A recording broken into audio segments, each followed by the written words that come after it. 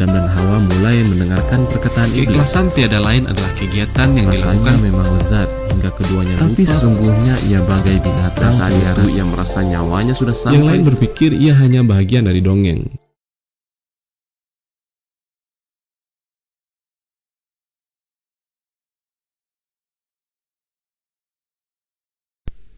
Sherlock Holmes, A Study in Scarlet, Penelusuran Benang Merah, karya Sir Arthur Conan Doyle. Bagian 2, Tanah Orang Suci. Bab 1, Di Padang Garam. Di kawasan tengah benua Amerika Utara, terbentang padang pasir yang kering dan memuakkan, yang selama bertahun-tahun telah menjadi penghalang kemajuan peradaban. Dari Sierra Nevada ke Nebraska, dari sungai Yellowstone di utara hingga Colorado di selatan, kawasan tersebut terisolasi dan sunyi. Alam pun tidak selalu stabil di seluruh daerah yang muram ini. Padang pasir tersebut terdiri atas pegunungan dengan puncak-puncak yang tertutup salju, serta lembah-lembah yang gelap dan muram. Ada sungai-sungai yang mengalir deras di jurang-jurang. Ada pula daratan-daratan rendah yang di musim dingin tampak putih karena tertutup salju dan di musim panas tampak kelabu karena debu garam alkali. Namun semuanya mempertahankan ciri-ciri yang sama akan kekeringan, ketidakramahan, dan kesengsaraan. Tak ada manusia yang menghuni tanah keputusasaan ini. Sekelompok Indian Pawnee dan Blackfeet sesekali melintasinya untuk mencapai lahan perburuan. Tapi pemburu yang paling berani pun merasa gembira ketika sudah meninggalkan padang garam itu dan kembali berada di padang rumput. Koyote-koyote mengintai di sela semakan. Burung nazar mengepakkan sayap di udara, dan beruang grizzly yang kikuk terhuyung-huyung melintasi sungai kering yang gelap, sambil meraih makanan apapun yang bisa ditemukannya di sela bebatuan. Hanya merekalah penghuni padang garam itu. Di seluruh dunia tidak ada tempat yang lebih kering daripada lereng utara Sierra Blanco. Sejauh mata memandang, terbentang padang pasir yang luas. Semuanya tertutup debu garam alkali. Di sana-sini diselingi oleh semak kaparal yang pendek. Di kaki langit tampak sederet puncak pegunungan dengan pucuk-pucuk persegi yang dihiasi salju. Di kawasan ini tidak terlihat tanda-tanda kehidupan atau apapun yang mendekati kehidupan. Tidak ada burung di langitnya yang biru keabuan. Tidak ada gerakan di tanahnya yang kelabu pudar. Yang ada hanyalah kesunyian total. Sekalipun sudah berusaha keras, siapapun tidak akan mampu mendengar apa-apa. Hanya kesunyian. Kesunyian total yang mematahkan semangat. Di atas dikatakan bahwa tidak ada apapun yang mendekati kehidupan di kawasan tersebut. Namun jika seseorang memandang ke bawah dari Sierra Blanco, ia akan melihat jalan setapak yang berliku-liku di padang pasir dan akhirnya menghilang di kejauhan. Jalan setapak itu dipenuhi bekas-bekas roda kereta dan jejak kaki sekian banyak petualang. Di sana-sini bertebaran benda-benda putih yang kemilau tertimpa cahaya matahari, mencuat di tengah-tengah tumpukan garam alkali yang pudar. Dekati dan periksa benda-benda itu. Benda-benda itu adalah tulang belulang, beberapa besar dan kasar, lainnya lebih kecil dan lebih halus. Yang pertama milik lembu jantan, dan yang kedua adalah milik manusia.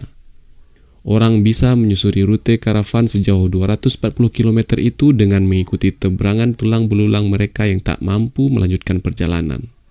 Disinilah, pada 4 Mei 1847, seorang pengelana tunggal berjalan. Penampilannya bagaikan setan kawasan ini.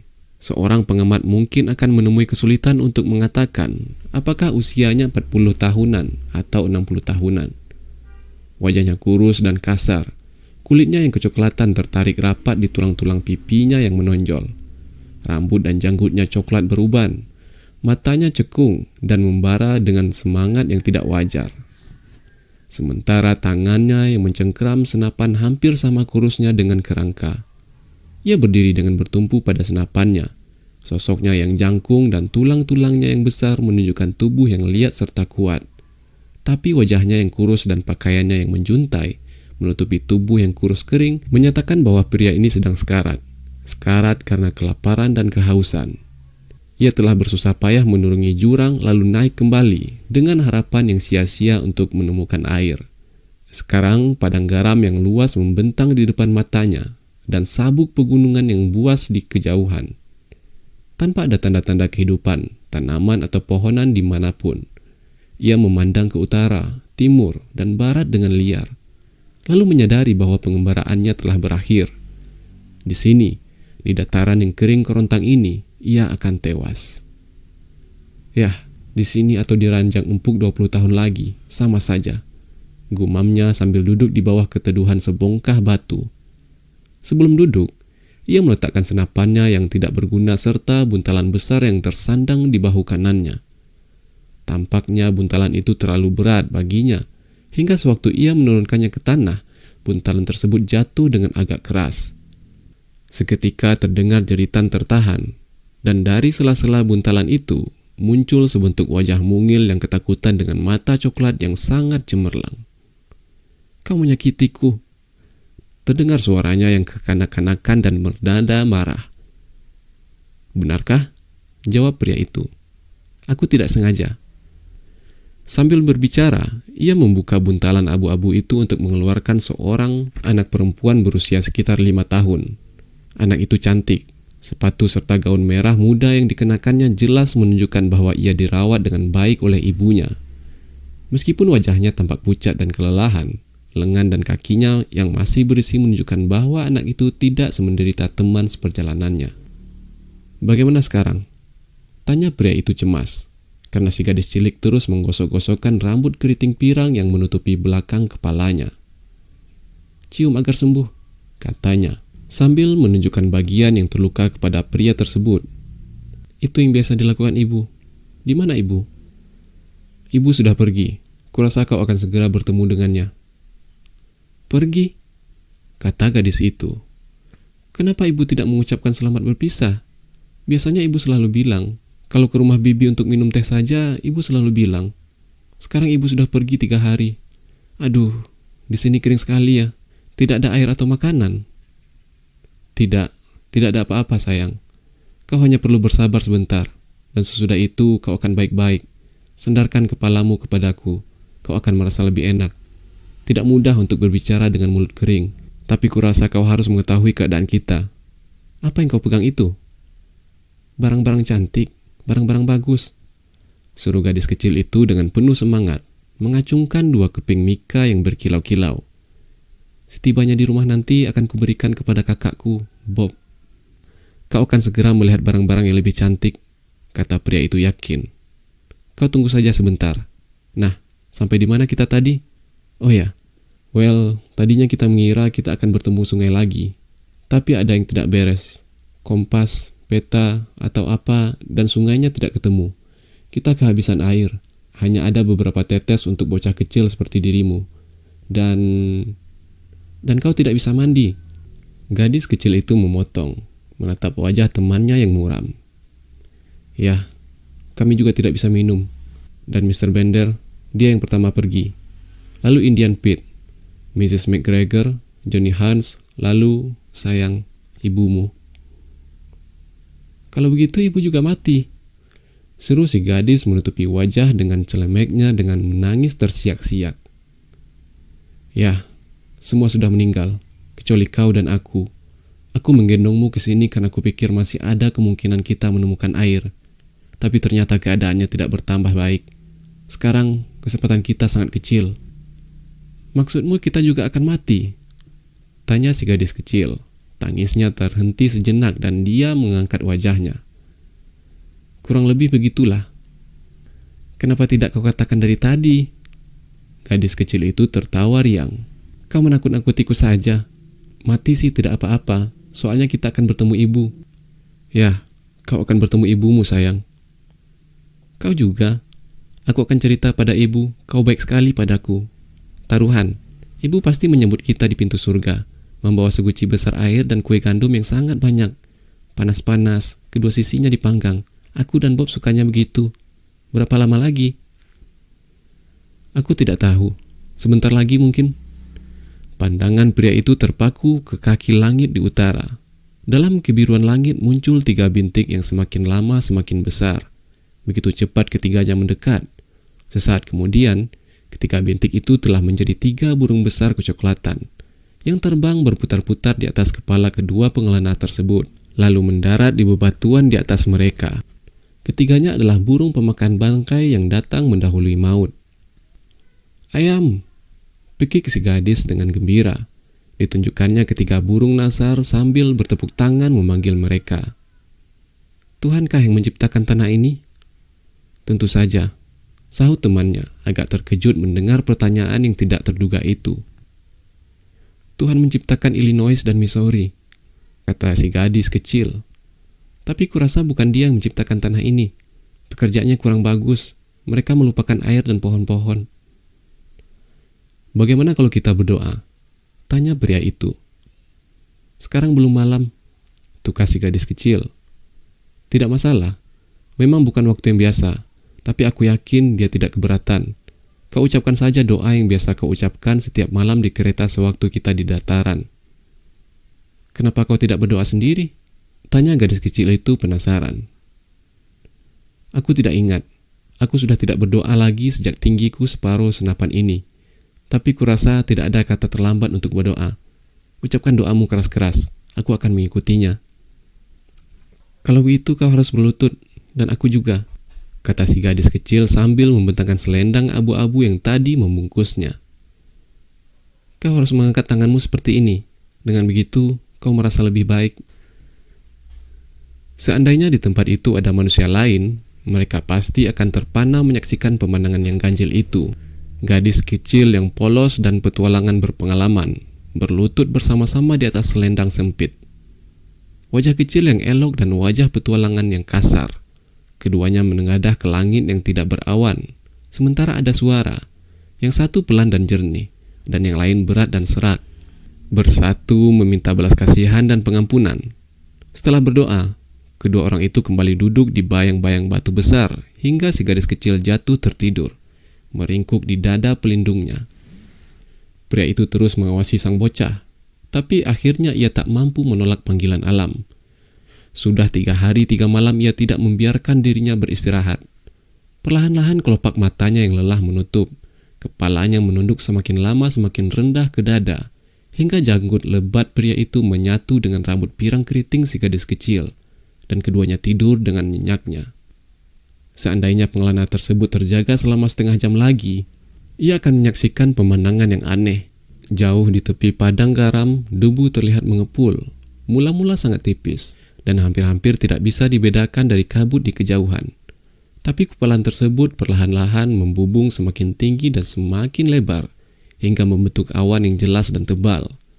Awan itu terus membesar, hingga jelaslah bahwa hal itu hanya bisa disebabkan oleh sejumlah besar makhluk yang bergerak. Di tempat yang lebih subur, seseorang pengamat akan menyimpulkan bahwa segerombolan besar bison yang biasa merumput di padang tengah mendekati dirinya. Hal ini jelas mustahil di padang yang tandus ini. Sementara kepulan debu semakin mendekati tonjolan karang tempat kedua pengelana berada, kereta-kereta beratap kanvas dan sosok-sosok penunggang kuda bersenjata mulai terlihat. Penampakan tersebut menunjukkan bahwa mereka merupakan serombongan karavan dalam perjalanan ke barat. Rombongan itu betul-betul besar. Sewaktu bagian depan rombongan tiba di kaki pegunungan, bagian belakangnya belum terlihat di kaki langit. Iring-iringan kereta, penunggang kuda, dan pejalan kaki memenuhi padang garam. Sejumlah wanita tampak terhuyung-huyung membawa beban, sementara anak-anak bergantungan di samping kereta atau mengintip di balik kanvas putih. Ini jelas bukan kelompok imigran biasa, tapi nomad yang karena keadaan terpaksa pindah ke lahan baru. Gemuruh serta keributan yang mereka timbulkan membubung mengisi udara, ditingkahi derik roda serta ringkik kuda. Sekalipun keras, suara-suara itu belum cukup untuk membangunkan kedua pengelana yang kelelahan. Di bagian depan rombongan terdapat sejumlah pria berwajah keras dan serius, mengenakan pakaian buatan sendiri dan bersenjatakan senapan. Begitu tiba di kaki tebing, mereka berhenti dan berdiskusi. "Sumur-sumurnya ada di sebelah kanan, saudara," kata salah satunya, pria berambut kelabu dan berdagu bersih. "Sebelah kanan Sierra Blanco, jadi kita akan tiba di Rio Grande," kata yang lain. "Jangan khawatir tentang air," seru orang ketiga. Dia yang biasa mengeluarkan air dari batu tidak akan meninggalkan orang-orang pilihannya sendiri. Amin, amin, jawab seluruh kelompok. Mereka baru saja hendak melanjutkan perjalanan ketika salah satu orang yang termuda dan bermata paling tajam berseru sambil menunjuk ke arah karang di atas mereka. Di puncak karang itu terlihat sekilas warna merah muda, tampak mencolok dengan latar belakang bebatuan kelabu. Begitu melihatnya, seketika mereka menghentikan kuda-kuda dan menyiapkan senjata. Sementara penunggang-penunggang kuda yang lain berderap mendekat untuk memperkuat barisan mereka. Semua orang berbisik, "Kulit merah.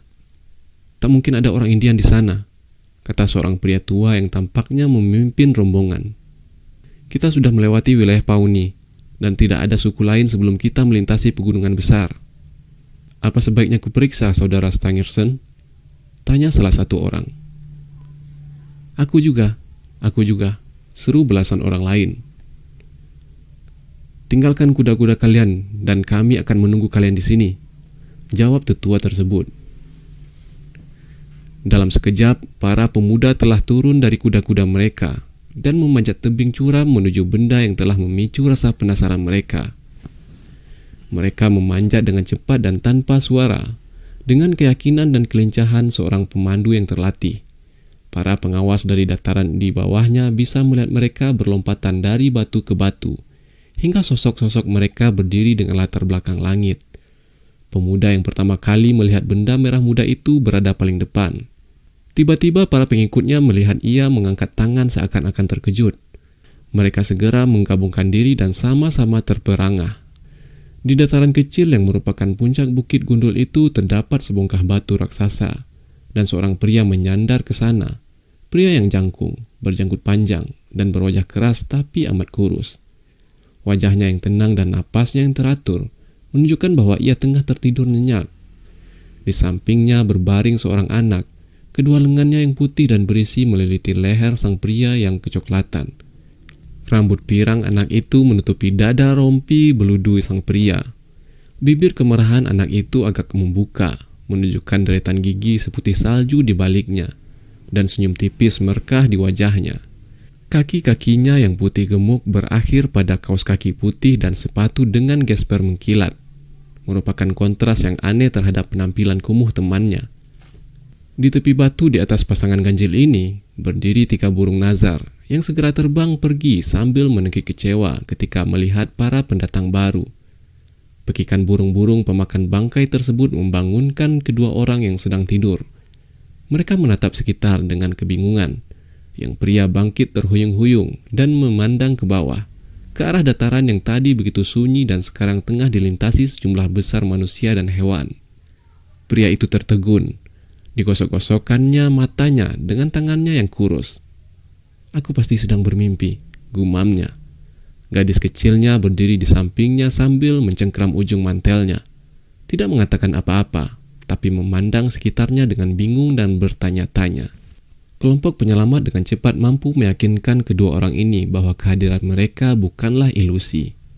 Salah satu dari mereka meraih si gadis kecil dan mengangkatnya ke bahu, sementara 2 orang lain memapah temannya yang kurus dan membantunya ke kereta. "Namaku John Ferrier," kata pengelana tersebut. "Aku dan si kecil ini adalah yang tersisa dari rombongan kami yang berjumlah 21 orang. Lainnya tewas karena kehausan dan kelaparan jauh di selatan." "Dia anakmu?" tanya seseorang. "Sekarang ya," jawab pria itu mantap. "Dia putriku karena aku yang menyelamatkannya. Tidak ada yang boleh mengambilnya dariku. Mulai hari ini namanya Lucy Ferrier. Tapi kalian ini siapa?" Tanyanya memandang penasaran kepada para penyelamatnya yang berkulit coklat terbakar matahari. "Tampaknya jumlah kalian luar biasa banyak." "Hampir 10.000, jelas salah seorang pemuda. "Kami anak-anak Tuhan yang teraniaya, pilihan malaikat Moroni." "Aku tak pernah mendengar tentang malaikat itu," kata sang pengelana. "Kelihatannya dia sudah memilih cukup banyak orang." "Jangan mengejek apa yang suci," tegur pemuda lain. "Kami adalah orang-orang yang mempercayai tulisan suci yang diukirkan dengan huruf Mesir pada kepingan emas dan diturunkan kepada Joseph Smith di Palmyra. Kami berasal dari Nauvoo, Illinois, tempat kami pernah mendirikan gereja kami. Kekejian mereka yang tak bertuhan membuat kami tersingkir sampai ke padang gurun ini. Nama Naufo jelas dikenali John Ferrier. Aku mengerti, ujarnya. Kalian orang Mormon. Kami orang Mormon, jawab orang-orang itu serempak. Kalian mau kemana? Kami tidak tahu.